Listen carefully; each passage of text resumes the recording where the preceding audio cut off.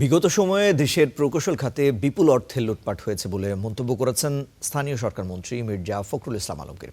বিকেলে ইঞ্জিনিয়ার্স ইনস্টিটিউশনের ৭৮তম প্রতিষ্ঠাবার্ষিকী উপলক্ষে আয়োজিত সংবর্ধনা এবং আলোচনা সভায় মন্তব্য করেন তিনি। প্রধান অতিথির বক্তব্যে নতুন বাংলাদেশ গড়তে সবাইকে সততার সাথে কাজ করার আহ্বানও জানান বিএনপি মহাসচিব। অনুষ্ঠানে আইইবির কৃতি সদস্যদের সংবর্ধনা জানানো হয়। এ সময় সংগঠনের সদস্য, স্বাধীনতা পুরস্কারপ্রাপ্ত ডক্টর মোহাম্মদ আব্দুল বাকি সহ যারা এমপি নির্বাচিত হয়েছেন তারা সংবর্ধনা গ্রহণ করেন।